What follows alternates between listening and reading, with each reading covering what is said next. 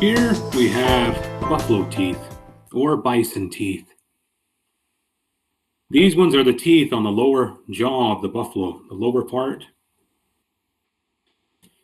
They only have a few teeth up front.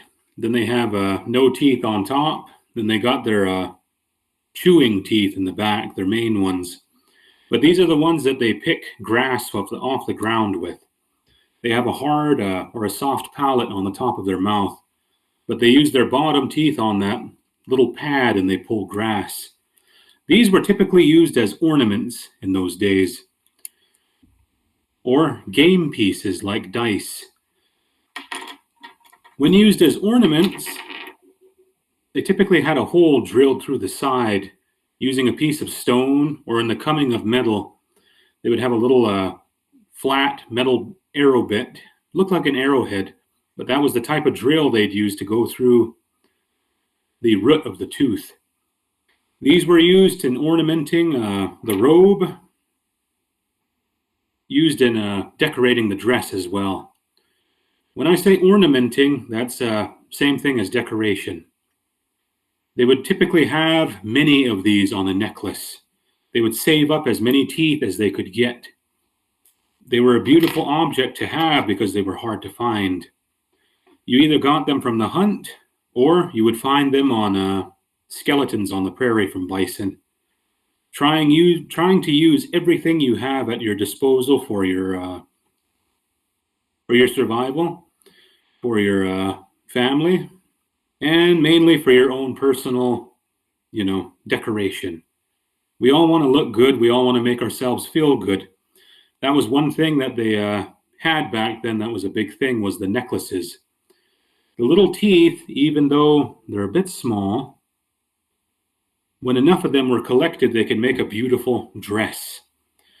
They were sort of the masters of recycling in those days, taking things they found and figuring out how to make it into jewelry, figuring out how to put it in their hair, tie it. So they would, one of the most popular dresses in the plains back in those days was the elk tooth dress. But one thing they don't speak of much is the buffalo tooth dress. That was also around. Typically, they would have these teeth ornamented on rows going down the dress, almost towards the midsection of the belly.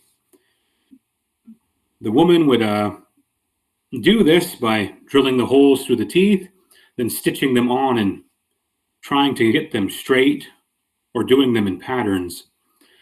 But the teeth could also be used as game pieces. These are what we would call tumbling pieces. You would have the actual dice that you were using, whether they be seed, bones with numbers or dots carved on them, different game pieces. They would add these in there just to make it tumble more, to make your dice flip over more. So just a little piece of the game that really doesn't have much else other than to make it harder to roll a number. But ornaments, decoration, that's what we use buffalo teeth for. That's what we would have used that for decoration-wise. They got very creative back in those days when you didn't have many guides or bases to go off of. You never knew what kind of fashions you would find in one group or another. Sometimes when they would travel far away, they would take things that they seen from their cousins and bring them back to their own group. Bison teeth probably had a lot to do with it. Deer teeth, any type of bones, you name it. It's just a part of the decoration, though.